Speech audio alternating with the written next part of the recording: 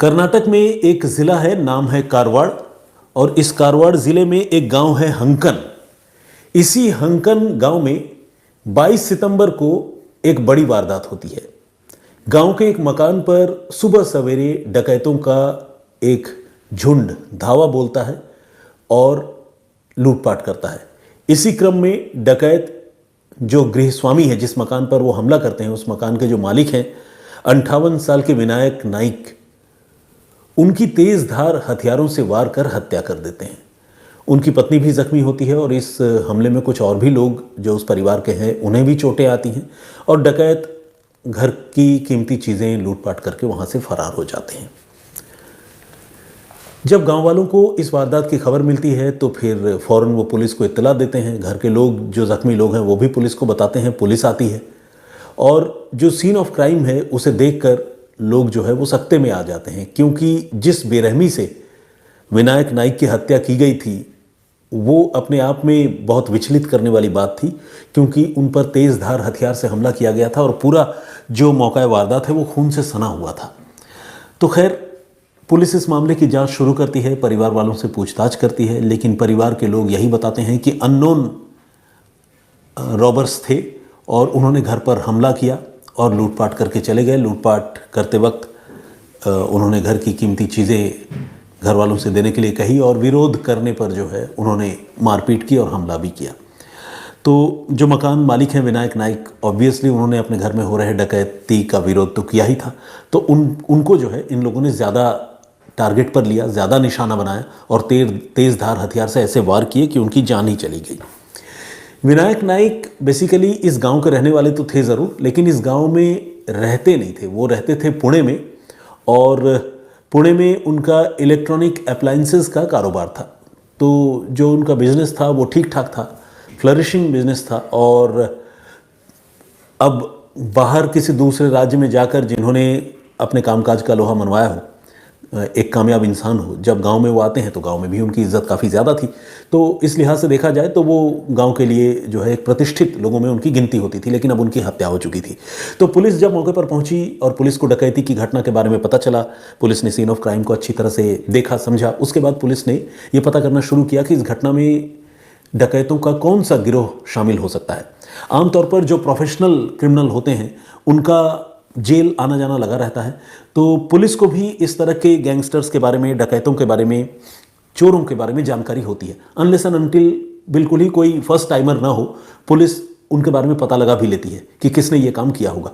तो पुलिस ने अपने मुखबिरों की मदद से बहुत कोशिश की है पता लगाने की कि कौन से डकैतों के गिरोह ने इस हंकन गांव में धावा बोला था और नाइक परिवार में लूटपाट की।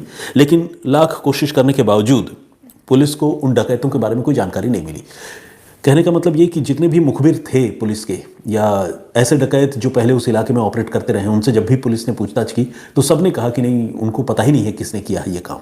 तो पुलिस को कुछ देर के लिए ये भी लगने लगा कि शायद कोई फर्स्ट टाइमर गैंग हो जिसने पहली बार धावा बोला हो, और अब ऐसे लुटेरों को या डकैतों को पकड़ना एक नई चुनौती हो जाती है, क्योंकि उनका कोई डेटा बैंक पुलिस के पास तो होता नहीं।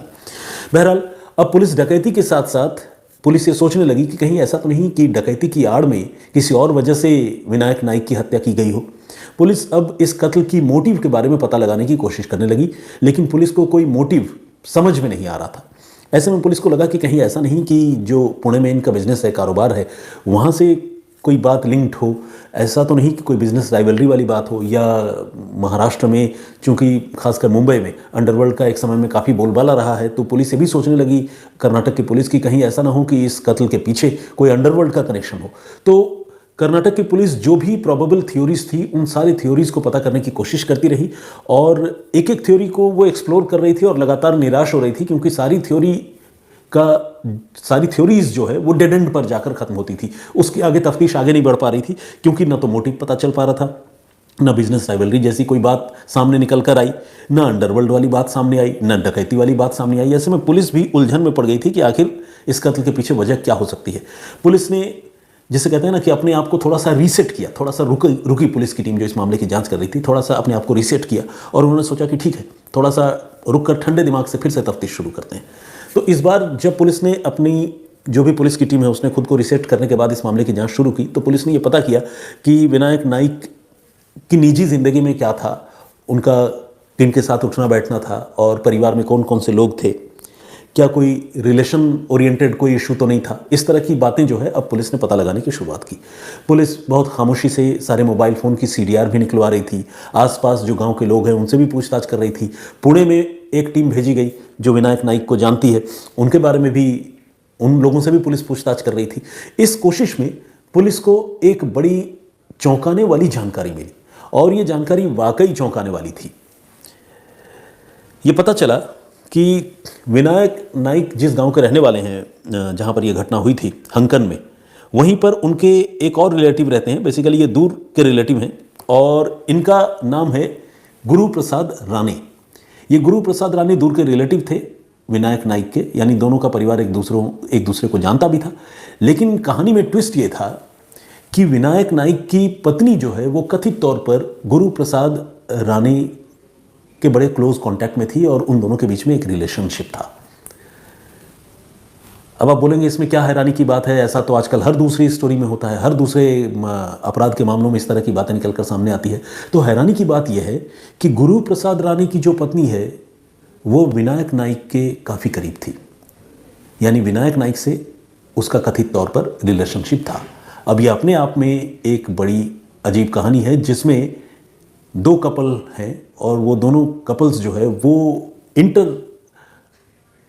रिलेशनशिप है, यानी एक का पति दूसरे की पत्नी के करीब है और दूसरे की पत्नी एक के पति के करीब है। तो ये अपने आप में बड़ी अजीब सी बात थी और इसके बारे में इनके परिवार के लोगों को भी पता थी और इसी रिलेशनशिप को लेकर दोनों परिवारों के बीच में अक्सर लड़ाई झगड़े भी हुआ करते थे। जैसा कि मैंने आपको बताया कि कुछ समय पहले विनायक नाइक पुणे से जो है वो अपने गांव लौटे थे और गांव में कुछ समय पहले जो है इन दोनों परिवारों के बीच इसी बात को लेकर लड़ाई झगड़ा भी हुआ था। अब गुरु प्रसाद राणे जो है वो एक शराब के कारोबारी हैं और गुरु प्रसाद राणे गोवा में शराब का कारोबार करते थे। लेकिन ये जो रिलेशनशिप वाला मामला है दोनों की पत्नियों का एक दूसरे बिजनेसमैन के साथ, इसकी वजह से राणे और नाइक के बीच में भी जो है वो रिलेशनशिप बिल्कुल अच्छे नहीं थे। इनके बीच में, परिवार के बीच में भी लड़ाइयाँ थी और दोनों के बीच में भी लड़ाई थी। कुछ समय पहले भी एक लड़ाई झगड़ा हुआ था और उस लड़ाई झगड़े के बाद ये जो गुरु प्रसाद राणे है इसने ये ठान लिया था कि वो विनायक नाइक को रास्ते से हटा देगा, यानी उसकी हत्या करवाएगा। और इसके लिए उसने बड़ी लंबी प्लानिंग की। इस प्लानिंग के तहत गुरु प्रसाद ने एक सेकेंड हैंड स्विफ्ट कार भी खरीदी ताकि उस कार को मर्डर में यूज़ किया जा सके और फिर उस कार को वो डिस्पोज ऑफ कर दे। और चूंकि कार किसी और के नाम पर थी, सेकेंड हैंड उसने खरीदी थी, नेम भी चेंज नहीं कराया था, तो उसे पूरा यकीन था कि पुलिस उस तक पहुंच भी नहीं पाएगी। इसके बाद उसने 3 अलग अलग लोगों से बातचीत की जो सुपारी किलर के तौर पर इस घटना को अंजाम देने वाले थे।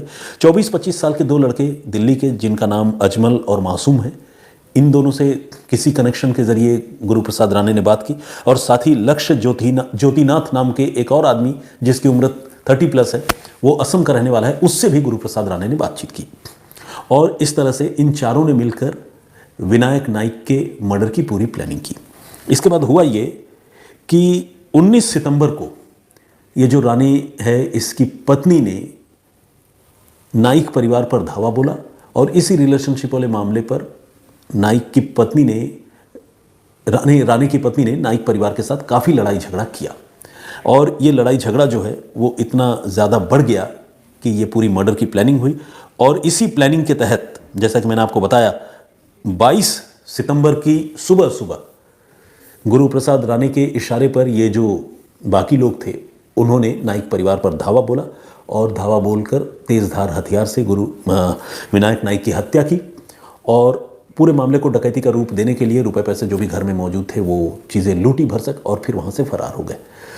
और जैसा कि मैंने आपको बताया कि पुलिस जब इस मामले की जांच कर रही थी तो पुलिस क्लूलेस थी, क्योंकि शुरू में तो उसको लग रहा था कि ये डकैती का मामला है, लेकिन लाख कोशिश करने के बावजूद पुलिस डकैती के मामले में पुलिस की इन्वेस्टिगेशन जो है वो आगे नहीं बढ़ पाई। और जब पुलिस को इस रिलेशनशिप वाले मामले में जानकारी मिली, गुरु प्रसाद राणे के बारे में जानकारी मिली, तो पुलिस ने एक एक करके इस मामले में जो भी उसकी नज़र में दोषी थे उन पर शिकंजा कसना शुरू किया। अजमल और मासूम को दिल्ली से गिरफ्तार किया गया और ये जो तीसरा शख्स था जिसे कत्ल की सुपारी दी थी, लक्ष्य ज्योतिनाथ, असम का रहने वाला, इसे गोवा से कर्नाटक की पुलिस ने गिरफ्तार किया। और अब गुरु प्रसाद राणे को ये लगने लगा कि चूंकि उसके गुर्गे जो है उसके इस कत्ल के लिए बिछाए गए मोहरे अब पकड़े जा रहे थे, तो उसे समझ में आ गया कि एक कत्ल की साजिश खुल चुकी है। तो उसने पुलिस के हत्थे चढ़ने से बढ़िया जो है वो उसने ये तय किया कि वो अपने आप को ख़त्म कर लेगा, और उसने गोवा में ही अपने आप को ख़त्म कर लिया, इससे पहले कि पुलिस उसे ज़िंदा गिरफ्तार कर पाती। तो इस तरह से रिलेशनशिप का मामला, जिसमें क्रॉस रिलेशनशिप था, इलिसिट रिलेशनशिप, उस क्रॉस इलिसिट रिलेशनशिप की वजह से दो परिवार देखा जाए तो तबाह हो गए, क्योंकि दोनों के जो मेल मेंबर्स हैं उन दोनों की मौत हो गई। एक का कत्ल हो गया और दूसरे ने खुद अपनी मौत चुन ली। तो अपने आप में बहुत ही हैरान करने वाली कहानी, और कर्नाटक की कहानी, और पिछले महीने की ही कहानी। अभी हम अक्टूबर में हैं और ये सितंबर की ये घटना है। तो पुलिस ने इस मामले को फिलहाल सुलझा लिया है, लेकिन पुलिस को इस केस को सॉल्व करने में काफ़ी मुश्किलों का सामना करना पड़ा। लेकिन जब कहानी सामने आई तो कहानी वाकई बहुत शॉकिंग थी, क्योंकि इस तरह के रिलेशनशिप की बात आमतौर पर देखने सुनने को थोड़ी कम ही मिलती है। कुछ ऐसे सोसाइटीज़ में जहाँ लोगों का सोचना या उनका नज़रिया अलग किस्म का है, तो वहाँ पर वाइफ स्वैपिंग के मामले जो है वो देखने सुनने को ज़रूर मिलते हैं। लेकिन यहाँ सिर्फ वाइफ स्वैपिंग वाली बात नहीं थी, यहाँ इलिसिट रिलेशनशिप का ही मामला था। और यहाँ देखा जाए तो पति पत्नी दोनों ही दोषी थे। दोनों ही न सिर्फ वाइफ स्वैपिंग बल्कि हस्बैंड स्वैपिंग भी करने में लगे हुए थे। और इस तरह के ख़तरनाक रिलेशनशिप का अंजाम क्या हो सकता है, ये इस घटना को देखकर समझा जा सकता है। तो आज के लिए इतना ही। मैं फिर हाजिर होऊंगा किसी और कहानी, किसी और वाक़े के साथ। तब तक अपना बहुत ख्याल रखिए, सुरक्षित रहिए। जय हिंद, जय भारत।